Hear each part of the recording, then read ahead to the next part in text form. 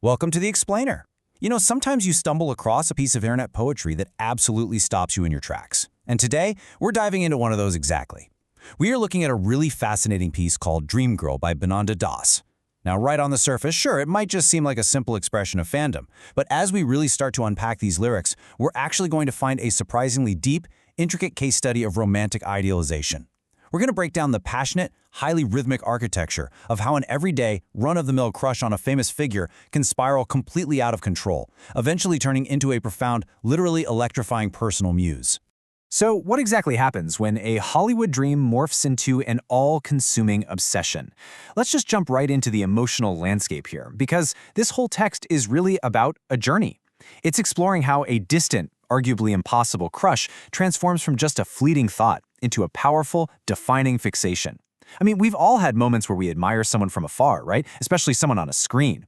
But you have to ask yourself, at what point does that admiration cross the line? When does it stop being about the celebrity themselves and start being entirely about the person watching them?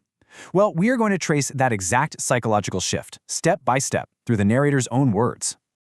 Okay, so we start right here with the core premise, and it establishes just a massive, stark juxtaposition. Listen to the contrast in these opening lines. Found an actress of my dream, want to propose her with a ring, was confident to meet her in Hollywood, looking at her image in my textbook. A textbook. It perfectly represents everyday reality, right? It's mundane, it implies studying, routine, sitting in a quiet, boring room. But from that completely grounded reality springs this massive cinematic ambition. He didn't just find an actress he likes, he found her in his dream. He wants to propose with a ring, and he is fully confident he's going to meet her in Hollywood. He takes the absolute most ordinary setting, a textbook, and uses it as a launchpad for the ultimate Hollywood fantasy. It is literally a leap from the ordinary to the extraordinary in just 4 lines.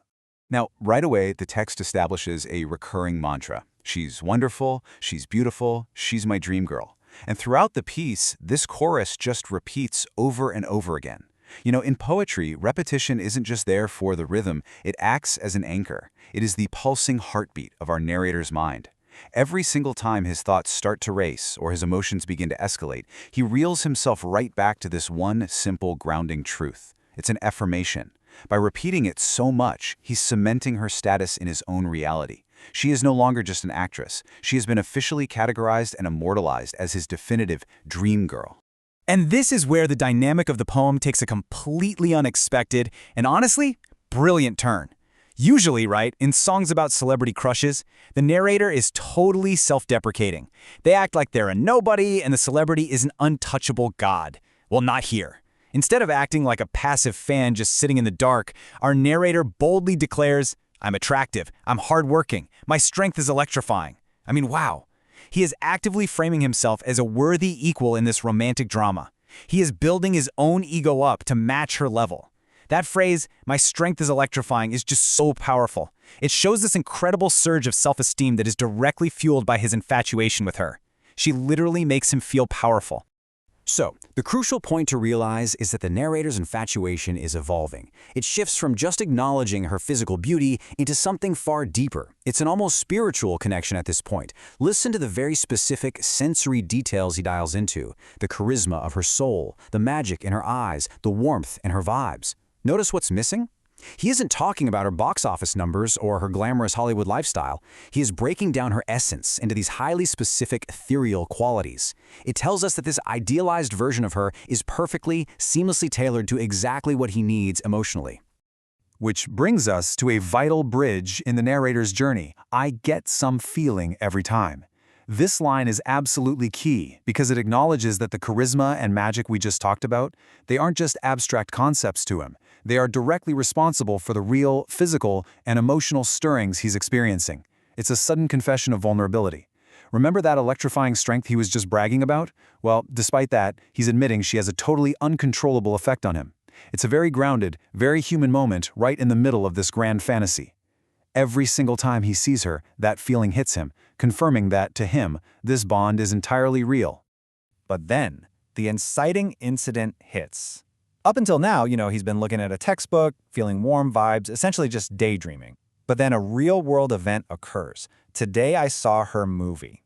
This is the spark that just ignites the powder keg. Seeing her in motion, performing larger than life on a big screen, it completely shatters the quiet, steady contemplation he had going on before. It shifts the entire pace of the narrative from a slow chant right into a high-speed emotional chase. And we can actually map this emotional escalation sequentially. Look at how perfectly structured this psychological descent is. First, you have the physical reaction. My heart beat faster. Then, the mental agitation creeps in. I became impatient, which very quickly degrades into a total loss of control. I became restless. And finally, boom, it explodes into a defining, all-encompassing state. I became passionate. It is a literal textbook progression of a romantic fever taking over. He goes from a quickened pulse to total, consuming passion in just a matter of moments.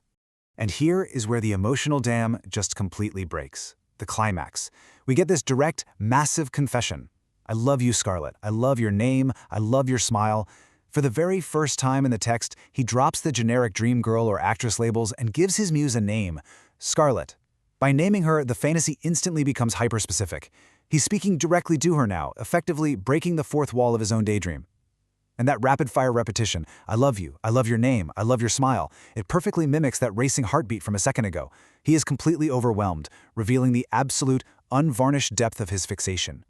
But then, right after that incredibly passionate, borderline frantic climax, the narrator takes a breath. We get this unexpectedly sincere, quiet moment of pullback and gratitude. Thank you for creating a dream in my mind. Honestly, this might be the most profound line in the entire piece. Because think about it, he isn't actually demanding that she step out of the screen and be with him. He is simply thanking her for existing and for providing him with this electrifying fantasy. It beautifully reveals the true nature of parasocial relationships. Sometimes the dream itself is the reward, the inspiration, that electrifying strength he feels just by having her in his mind is a gift she has unknowingly given him. And then the poem does what true infatuation always does. It pulls us right back into the loop. She's wonderful, she's beautiful, she's my dream girl. It's a deliberate structural choice that perfectly mirrors the endless cycle of a daydream. In the original text, this exact verse closes out the poem 4 consecutive times. She's wonderful, she's beautiful, she's my dream girl. She's wonderful, she's beautiful, she's my dream girl. Over and over. After the emotional high of the movie, after the direct confession to Scarlett, after that profound moment of gratitude, he loops right back. There's no real resolution, just the continuous hypnotic return to the object of his affection.